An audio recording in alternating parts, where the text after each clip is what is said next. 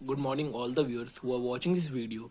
Today, in this video, I would like to tell you about Chapter 1 Political Science, Constitution, Why and How. It is from first book. तो इस पे हम notes का discussion करने वाले हैं। One shot video है। Basically इसको मैं आपको पूरा ही चैप्टर समझा दूंगा। सिर्फ ये 5 से 10 मिनट की वीडियो जो होने वाली है। चलो फटाफट टॉपिक पे चलते हैं क्योंकि ज़्यादा लेट नहीं करना। और लाइक सब्सक्राइब शेयर ठोक देना, अभी बोल दे रहा हूँ। चलो स्टार्ट करते हैं। तो हम जान लेते हैं पहले कि origin of the term constitution. Constitution जो टर्म है कहाँ से आई थी।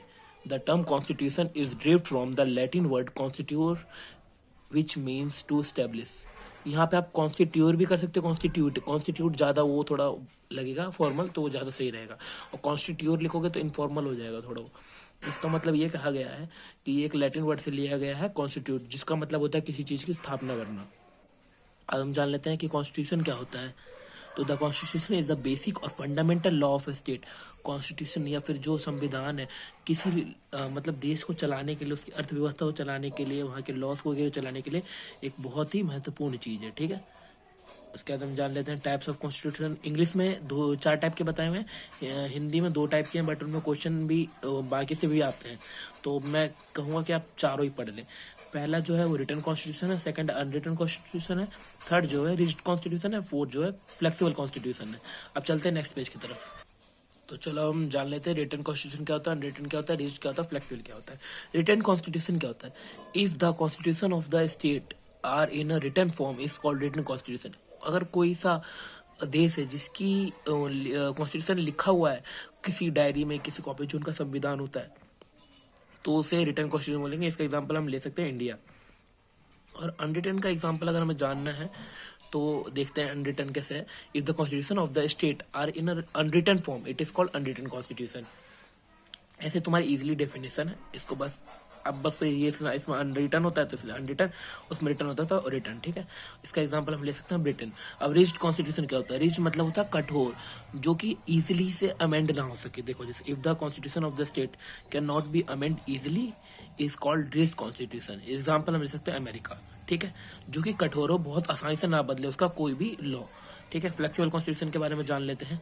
If the constitution of the state can be amend easily is called flexible constitution. Example Britain. यहाँ पे स्टेट की बात की गई है। आपको लग रहा हो कि स्टेट में तो ऐसा नहीं, स्टेट का मतलब अगर वर्ल्ड लेवल पे देखा जाए तो स्टेट का मतलब होता है कोई कंट्री। ठीक है, स्टेट का मतलब कोई कंट्री डिनोट कर रहे हैं, लेकिन जब नेशन में बात आ जाती है तब स्टेट का मतलब स्टेट होता है, राज्य वगैरह जिसे कहते हैं। ठीक, और ये मैंने उस टाइम पढ़ा था तो मुझे एकदम से पता चला था, तो मैंने अपनी कॉपी में रिटर्न कर लिया। आप भी ऐसे ही करा करो। इसराइल का मेरे को कैपिटल है जेरूसलम, न्यूजीलैंड का है वेलिंगटन। ठीक है, चलो अब ब्रिटेन का है लंदन, याद रखना। ठीक है, जो चीज़ें आती हैं उनको फटाफट साथ में याद करते हैं। नेक्स्ट पेज की तरफ चलते हैं। नेक्स्ट पेज में जान लेते हैं क्या है। इसमें बताया गया फंक्शन ऑफ कॉन्स्टिट्यूशन। इसमें पहला फंक्शन जान लेते हैं, to provide a set of basic laws to coordinate the people of a given society. जो पीपल्स मतलब लोग हैं जो हमारी सोसाइटी के हैं, हमारे देश के हैं, उनको चलाने के लिए, उनको कोऑर्डिनेट करने के लिए, कोई किसी को मारे पीटे ना, कोई जो ज़्यादा पावरफुल आदमी दूसरों को मारे ना, दूसरों पर दबाव न डाले, इसलिए ये बनाया गया है। To specify which institution has the decision making authority in country और सोसाइटी। स्पेसिफाई करने के लिए कि कौन से इंस्टीट्यूशन के पास कितना पावर। इंस्टीट्यूशन का मतलब है लेजिस्लेचर, एग्जीक्यूटिव, जुडिशरी, इसके पास कितना पावर है ये बताने के लिए। और to limit the powers of government, इसलिए भी कि ये नहीं कि तीनों जो हमारे पास लेजिस्लेचर, एग्जीक्यूटिव, जुडिशरी अपने मनमर्जी करने लगे। इसके लिए भी उन्होंने लिमिट किया हुआ है कि कोई कुछ ज़्यादा एक्स्ट्रा नहीं कर सकता अपने काम से। जो उनका बनाया गया है क्या उससे ज़्यादा वो काम नहीं बढ़ के कर सकते, लिमिट है सबकी। To enable the government and fulfil the aspirations of goals and goals of a society. जो लोगों के गोल्स है, जो उनका जो करना चाहते, जो बनना चाहते हैं, उसके प्रति मोटिवेट करना और उसमें हेल्प करना। फंडामेंटल आइडेंटिटी क्या होती है पीपल की। कॉन्स्टिट्यूशन ने कुछ लॉज बनाया है, ठीक है, संविधान ने। These law explain who should rule the society and how should rule. तो कॉन्स्टिट्यूशन में बताता है कि कौन रूल करेगा और कैसे रूल करेगा। इसी को हम कॉल्ड आइडेंटिफाई, इसको बोल सकते हैं आइडेंटिफाई और fundamental identity of the people. ठीक है, चलो नेक्स्ट जानते हैं क्या पॉलिटिकल आइडेंटिटी क्या होती है। Bye accepting the rules and regulation by the people it is called political identity.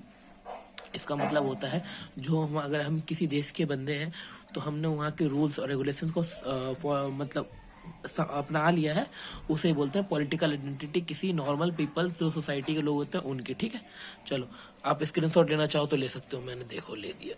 ठीक है, चलो नेक्स्ट पेज पे चलते हैं। अब हम आ गए मॉरल आइडेंटिटी पे। मॉरल आइडेंटिटी का मतलब होता है means what should do what shouldn't we do. उसका मतलब बताया गया है कि हमें क्या करना है और क्या नहीं करना है। इट रिप्रेजेंट्स द वैल्यू, ये बताता है कि सोसाइटी में कैसे रहना है, कैसे क्या करना है, ठीक है। इसी को मॉरल आइडेंटिटी बोलते हैं। आप ऐसे पॉइंट में लिखोगे आपको ज्यादा नंबर मिलेंगे, ठीक है। कोशिश करना पॉइंट्स में लिखना ज्यादा था। अथॉरिटी ऑफ ए कॉन्स्टिट्यूशन क्या होता है, ठीक है। Constitution provide liberty, equality, peace and security to people while a constitution ensure all of these right, such constitution can keep the authority of the constitution। Constitution ने हमें दिया है आजादी, शांति और भाईचारे से रहने के लिए। और कॉन्स्टिट्यूशन ये भी कहता था कि हम आपको पूरा फुली सिक्योर करते हैं। इसके लिए उन्होंने हमें बहुत कुछ प्रोवाइड करवाया है, फंडामेंटल राइट, फंडामेंटल ड्यूटी वगैरह, जो कि हम मतलब सुख चैन से रह सके अपने देश में, कोई हम पे दबाव न डाले। अब हम मोड्स ऑफ प्रोमोलगेशन पे चलते हैं। It means how constitution came to, मतलब कैसे कौन सा कॉन्स्टिट्यूशन कहाँ आया, कैसे आया। सम कंट्रीज में जो कॉन्स्टिट्यूशन है वहाँ पे सही से चलता नहीं है। क्यों नहीं चलता ये भी जान लेते हैं। Because the constitution were prepared by military chief dictatorship और ऑटोक्रेसी। वहाँ पे जो कॉन्स्टिट्यूशन है वहाँ के जो मिलिट्री वाले जो बंदे होते हैं वो बनाते हैं, जो कहीं पे मिलिट्री भी हेड होती है तो वो बनाते हैं, या फिर जो डिक्टेटरशिप चली आ रही है, या फिर जो वंशवाद चला आ रहा है ना कि बाप के बाद बेटा, बेटे के बाद बेटा, ऐसे करके वो उसके कारण भी दिक्कतें आती है। चलो देख लो, स्क्रीनशॉट ले लो फटाफट आप। अब इसी में जान लेते हैं। बट कुछ कंट्री में constitution work properly because the long period of freedom movement. इसमें बताया गया है कि कुछ कंट्रीज में बहुत वो लंबे समय के अंतराल के बाद वो मतलब उन्होंने लड़ाई करके तब जीत हासिल करी है। तो through this they got their independence, आज़ादी प्राप्त करी है, जिसके बाद उन्होंने अपना कॉन्स्टिट्यूशन खुद बनाया जो उनके सरकार के लिए, वहाँ के लोगों के लिए अच्छा हो। इसका एग्जांपल हम लेते हैं इंडिया, साउथ अफ्रीका, अमेरिका, ठीक है। अब कैपिटल ऑफ यूएस है वॉशिंगटन डीसी, जो कि और जो अमेरिका है वो आज़ाद हुआ था यूएसए, मतलब 4 जुलाई 1776 में आज़ाद हुआ, ठीक है। अब मेन हेडक्वार्टर्स हम जान लेते हैं जो कि अमेरिका में है। वर्ल्ड बैंक जिसका स्थापना 1944 में हुई, IMF इंटरनेशनल मॉनेटरी फंड 1944 में हुई, NASA national aeronautics and space administration अक्टूबर 1 1958 में हुआ। अब Indian constitution was formed by constituent assembly. Constituent assembly Indian constitution जो बना है कॉन्स्टिट्यूएंट असेंबली ने बनाया, जो कि वहाँ के पॉपुलर लीडर वहाँ पे उस टाइम पे आए हुए थे, जो कांग्रेस के मैक्सिमम कांग्रेस के थे या फिर बड़े घरों से थे। सम कंट्रीज में रेफरेंडम सिस्टम भी चलता है, जैसे एग्जांपल है स्विट्जरलैंड। आप कहोगे रेफरेंडम क्या होता है, इसका मतलब ये होता है अपने हिसाब से बना लेते हैं वो सब कुछ, उनका ना अपने मन से करते हैं, जैसे अगर जब जो मन के बदल दिया कुछ भी उस हिसाब से। और क्रिप्स मिशन जो है 1942 में आया था, देख लो। अब हम जान लेते हैं बैलेंस्ड इंस्टीट्यूशनल डिजाइन क्या होता है। Institutional design, if a constitution failure और success depends on its institutional design. अगर कोई कॉन्स्टिट्यूशन फेलियर होता है, उसका किसी का सक्सेस होता है, तो उसके इंस्टीट्यूशनल डिजाइन पे डिपेंड है कि कैसे बनाया गया। इसलिए हमारे कॉन्स्टिट्यूशन में द पावर डजंट कैरी न, हमें जो पावर है किसी सिंगल इंस्टीट्यूशन को नहीं दी गई है, बांट बांट के दिया गया है सबको। तो इसमें जो पावर है डिस्ट्रीब्यूटेड है डिफरेंट इंस्टीट्यूशन में, लेजिस्लेचर, एग्जीक्यूटिव, जुडिशरी में बटा हुआ है। और ये इंश्योर करता है कि कोई एजेंसी, जो ये तीनों एजेंसी अपनी पावर का मिसयूज ना करे। तो कॉन्स्टिट्यूशन भी इंश्योर अमेंडमेंट, जो इनका अमेंडमेंट होते हैं, जो बदलाव होते हैं, वो सोशल इकोनॉमिक और पॉलिटिकल चेंजेस को देख के मद्देनजर लिया जाए, ठीक है। अब कॉन्स्टिट्यूशन मेकिंग में मेंबर जो कितने सिस्टम 318 है।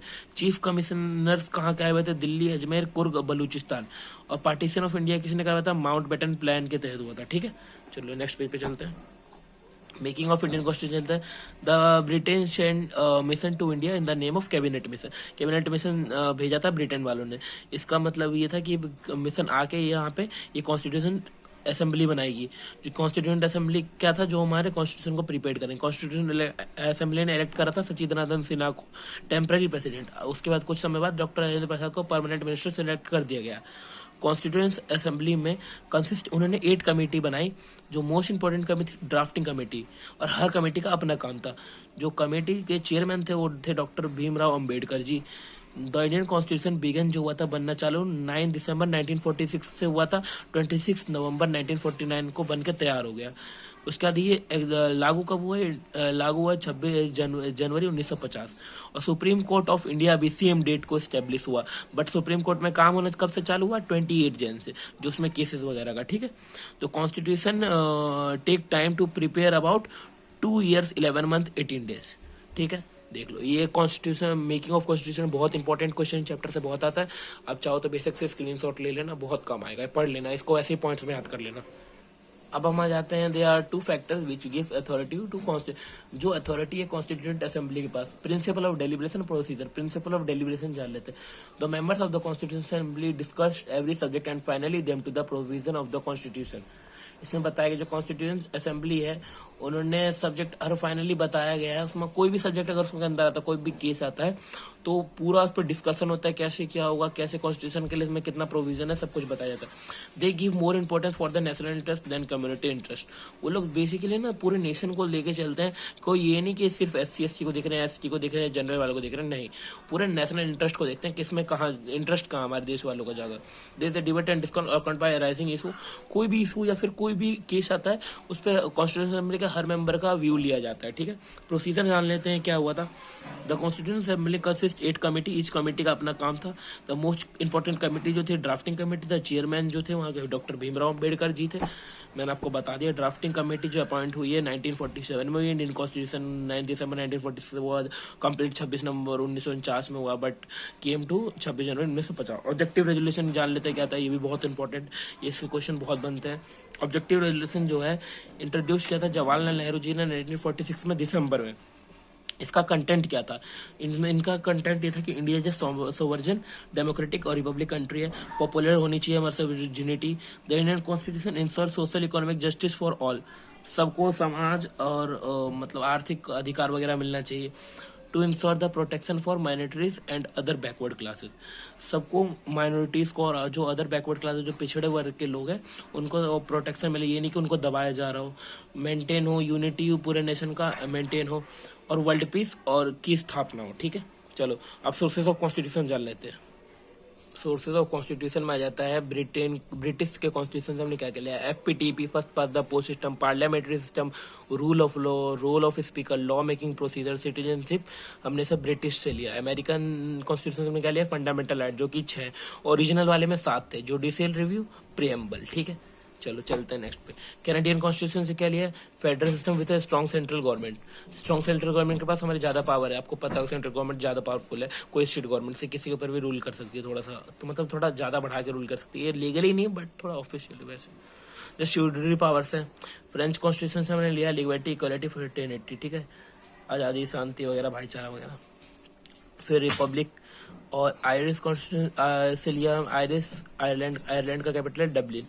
आयरिश से लिया हमने DPSP, ठीक है, इलेक्टेड हेड ऑफ स्टेट, 2 चीज लिया। ऑस्ट्रेलियन से हमने लिया concurrent list, state list, union list, ऐसा ना, जैसे कॉन्करेंट लिस्ट जो दोनों मिला के बनते हैं। और रशियन फंडामेंटल ड्यूटीज, ठीक है, रशियन गलत मतलब नहीं।